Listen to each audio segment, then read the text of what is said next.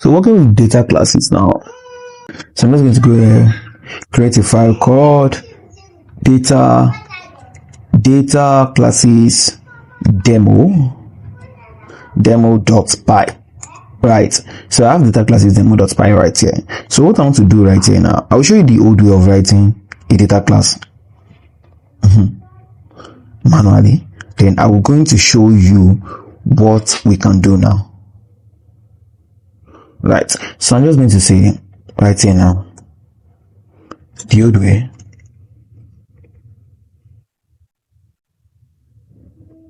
So let's say writing a data class manually.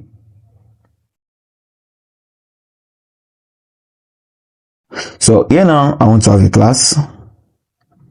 I have a class user, then I have an init function that will just like take in the age and the name.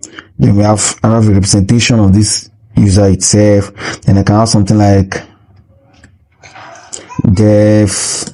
Okay, this is going to be used for some instances right here. So I can now come with say that user1.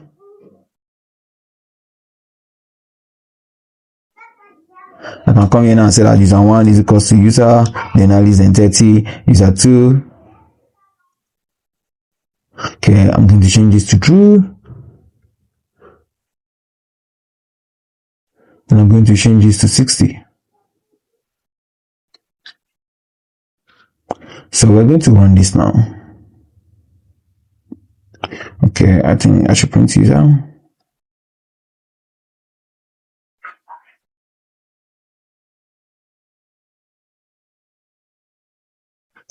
So let's run this now. So we can print out user1, user2, then we check if they are equal, which is false, right? So now we can see how many lines of code it took us to just hold how many fields? Just 2 fields. Now imagine I want to hold like 4 fields, I want to like 20 fields. How many lines is it going to take me? How messy will that code be to represent? So every backend code base has 10 or 20 of these classes that we use to write. So what will happen when we have a data class to replace this instead of that? So what I'm going to do, instead of writing all this now, I will clear this now and I will just show you the new way. So from data class, I want to import data class, and I can import field also. Alright, so all I just need to do is to say data class, then class user. You notice that this is already looking familiar, right? So now you can see that for 3 fields, I'm just using just 3 lines of code to hold 3 fields. Then I can just go ahead to have my user call this. So user1 is equals to, let's change this to true.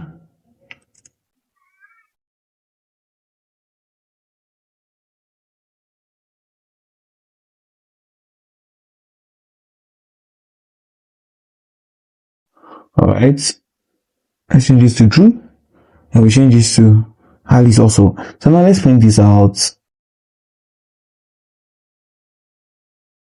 So if we check this out now, we can see that this actually reduces a whole lot of things. Alright, so we're saying data class is not defined.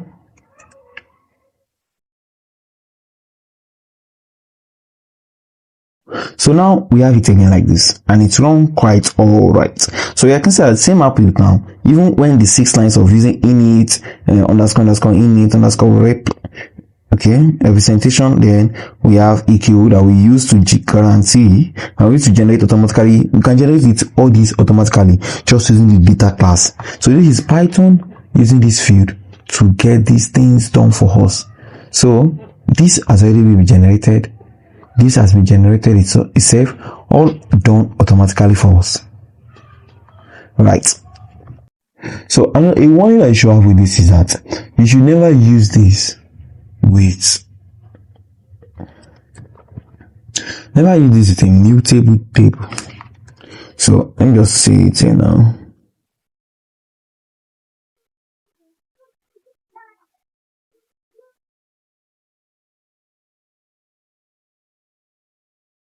So you should never do this with the mutable default values. So instead of saying something like at data class, instead of saying something like this, we don't want this. This will create a new list of friends for each instance. But we don't want something like this. So you want a good one, an accurate data class created for you. I hope you understand how we use data class here. If you want an in-depth video on this, please put it down in the comment section so we can work on that and we can get to create more better video on this, on explaining this. So we'll use this with frozen data class that are already mutable now. So you see where you see this mostly used now is it is connection with Pydantic. So you see it with mostly Pydantic models when you are working with Fast API, something like how the user, something like from Pydantic import this model, and you see something like class and user response. Then you have the base model right here. So you see it's something like this here now. You see like the same structure, type annotated field by default, and Pydantic add the runtime validation, the initialization, the JSON schema, and if you understand data class, big model is already familiar with you in this place now, just as we can see here, right?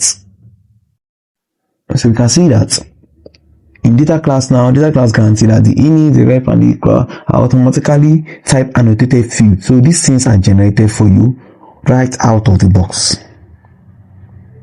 So that'll be all for data types. I will now be moving to virtual environment. Isolated Python project. It's a very short section and it is not non-negotiable for you to know.